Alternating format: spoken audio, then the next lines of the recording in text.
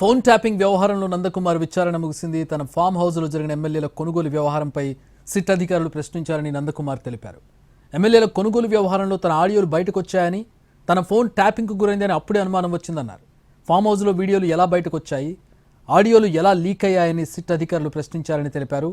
రాధాకిషన్రావు ఎలాంటి బెదిరింపులకు పాల్పడ్డారని సిట్ అధికారులు అడిగి తెలుసుకున్నారని వివరించారు. తనను విడిగా ఒక్కడినే విచారించారన్నారు. తాను సింహాజీ రామచంద్ర భారతితో మాట్లాడిన ఆడియోలు ఎలా బయటకు వచ్చాయో సిట్ అధికారులు తెలుసుకున్నారని తెలిపారు. తన వద్ద ఉన్న ఆధారాలన్నింటినీ సిట్ అధికారులకు అందజేసినట్టుగా నందకుమార్ తెలిపారు.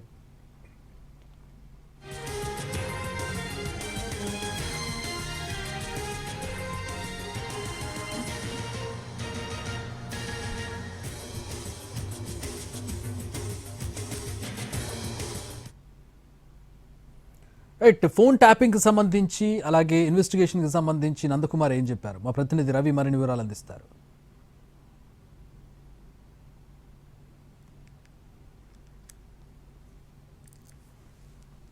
ట్యాపింగ్ కేసు దర్యాప్తులో భాగంగా దక్కన్ కిచెన్ యజమాని నందకుమార్ను కూడా ఈరోజు సిట్ అధికారులు విచారించారు. ప్రస్తుతం మనతో పాటు నందకుమార్ ఉన్నారు. ఎమ్మెల్యేల కొనుగోలు కేసులో మీరు చాలా కీలకంగా ఉన్నారు. సో ఈరోజు సిట్ అధికారులు అదే విషయమే పిలిచారా, ఏమడిగారు?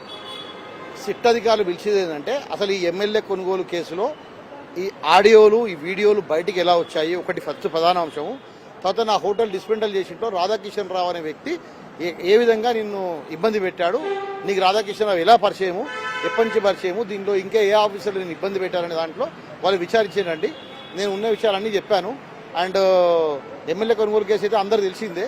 కానీ ఆ ఎమ్మెల్యేల కొనుగోలు కేసులో నా డక్కన్ కిచెన్ కూల్చివేత ఎందుకు జరిగింది, ఆ రోజున్న జిహెచ్ఎంసీ అధికారులకు ఎవరు ఆర్డర్ ఇచ్చారు, అప్పుడున్న పురపాలక మంత్రి కేటీఆర్ గారు ఆర్డర్ ఇచ్చారని చెప్పి ఈరోజు నేను చెప్పట్లేదు, డైరెక్ట్గా హీరో వెంకటేష్ సురేష్ బాబే అందరికి చెప్తున్నారు.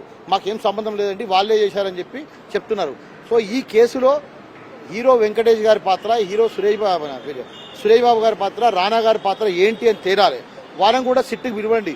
వాళ్ళు అసలు ఈ కేసులో రాధాకిషన్ రావుకు నీకు ఏం పరిచయాలు ఉన్నాయి, రాధాకిషన్ రావు దగ్గరికి నువ్వు ఎందుకు వెళ్ళావు, ఎందుకంటే ప్రూఫ్ ఉందండి నా దగ్గర. చెప్పాము నా దగ్గర ప్రూఫ్ ఉంది. రాధాకిషన్ రావు దగ్గరికి hero Venkatesh, hero producer Suresh Babu వెళ్ళి రాత్రంతా కూర్చొని నా మీద అక్రమమైన కేసులు పెట్టించారు. ఓకే, అక్కడికి అసలు నా హోటల్ దగ్గరికి టాస్క్ ఫోర్స్ అధికారులు ఎందుకు వచ్చిర్రు ఆ విషయం కూడా అడిగారు. మీ దగ్గరికి టాస్క్ ఫోర్స్ అధికారులు వచ్చారా హోటల్ దగ్గర అంటే వచ్చారు సార్, వాళ్ళ దగ్గర నుండి ఆ హోటల్ ధ్వంసం చేయించారు. దీనికి అంత పక్క ప్రణాళిక. మిమ్మల్ని అప్పుడు ఎవరెవరు బెదిరించారు? రాధాకిషన్ రావుతో పాటు ఇంకెవరైనా ఉన్నారా? అంటే నేను లేను కదండి, అప్పుడు నేను లేను. నా ఫ్రెండ్స్ని, నా పార్ట్నర్స్ని, మా వైఫ్ని, మా అందరిని తీసుకెళ్లి టాస్క్ ఫోర్స్ ఆఫీస్లో కూర్చోబెట్టి అక్రమంగా కేసులు పెట్టించి బెదిరించి వాళ్ళు అంటే వైట్ పేపర్ మీద సంతకాలు తీసుకున్నారండి.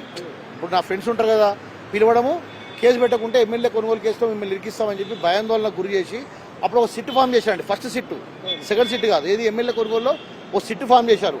ఆ సిట్టులో కూడా ఒక ఫ్లోర్ అంటే అక్కడ కమిషనర్ ఆఫీస్లో ఫ్లోర్ మొత్తం నాకే కేటాయించి నా పైన ప్రత్యేక దృష్టి పెట్టి నందకుమార్ ఇట్టనే కూడా అప్రూవర్గా మార్చాలి, నందకుమార్ ఏ విధంగానైనా కూడా నందకుమార్ కన్ఫెషన్ స్టేట్మెంట్ తీసుకోవాలి, సెంట్రల్ నాయకుని ఇబ్బంది పెట్టాలనే ఉద్దేశంతో చేశారు. సో దాంట్లో ఉన్న విషయం నేను ఎప్పుడో అందరికీ చెప్పేశాను, అప్పుడున్న కమిషనర్ గారికి, డీజీ గారికి అన్ని విషయాలు చెప్పాను. దాన్ని వాళ్ళు ఇంకా ఈ ఎమ్మెల్యే కొనుగోలు కేసులో, ఈ ఫోన్ ట్యాపింగ్ కేసు, దాంట్లో ఈ డక్కన్ కిచెన్ కేసు 3 ఇంటర్లింక్ అయినది. ఎమ్మెల్యే కొనుగోలు కేసులో ట్యాపింగ్ ఉంది, డక్కన్ కిచెన్ కూల్చివేత ఉంది. సో నా డిమాండ్ ఏంటంటే ఈరోజు హీరో వెంకటేష్ అండ్ సురేష్ బాబుని, రానాని సిట్ ఆఫీసులు పిలవండి. పిలిచి అసలు డక్కన్ కిచెన్ కూల్చివేతకు ఎవరు కారణము, ఎవరు జరిపించారు, అసలు కేటీఆర్ కేసీఆర్తో కలిసి ఈ హీరోలు కూర్చున్నది ఎందుకు కూర్చున్నారు, వాళ్ళకి ఏం పని ఉంది, టాస్క్ ఫోర్స్ ఆఫీస్లో ఎందుకు కూర్చున్నారు, వాళ్ళతో ఏం పని ఉంది అని తెలిస్తే అన్ని విషయాలు కూడా బుగ్గ బయటకు వస్తాయండి. ఇంకోటి, ఎమ్మెల్యేల కొనుగోలు కేసులో మీరు మాట్లాడిన ఆడియోలు, రామచంద్ర భారతితో పాటు స్వామీజీతో మాట్లాడిన ఆడియోలు వచ్చాయి, దాని విషయమై ప్రశ్నించిన విషయం కూడా మాట్లాడానండి. చెప్పాను నేను.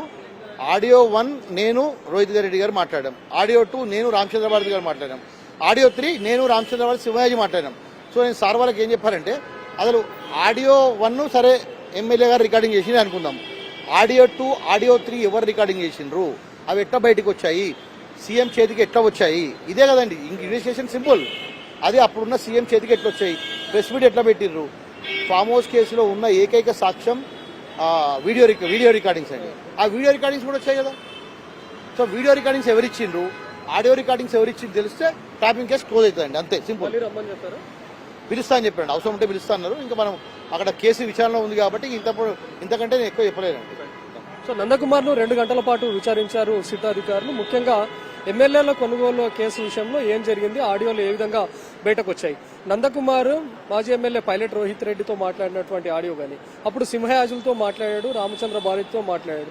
ఈ ఆడియోలు బయటకు వచ్చినప్పుడే నేను అనుమానించాను, ఖచ్చితంగా నా ఫోన్ ట్యాపింగ్కి గురవుతుందని. అప్పట్లోనే అధికారుల దృష్టికి తీసుకొని వెళ్ళాను. పలుమార్లు నేను చెప్పాను. ఎప్పుడైతే ఫోన్ ట్యాపింగ్ కేసు ప్రభుత్వం మారిన తర్వాత ఫోన్ ట్యాపింగ్ కేసు నమోదైందో అప్పుడు కూడా నా దగ్గర నుంచి అధికారులు స్టేట్మెంట్ రికార్డ్ చేసుకున్నారని చెప్తున్నారు. తాజాగా సిట్ అధికారులు పిలిపించి అడిగినప్పుడు కూడా తన దగ్గర ఉన్నటువంటి పూర్తి ఆధారాలు సమర్పించాను, మళ్ళీ ఎప్పుడైనా అవసరమైతే పిలుస్తామని కూడా సిట్ అధికారులు నందకుమార్కు చెప్పినట్లు చెప్తున్నాడు. కెమెరామ్యాన్ సంతోష్తో రవికుమార్, ఎన్టీవీ, జూబ్లీ హిల్స్ నుంచి.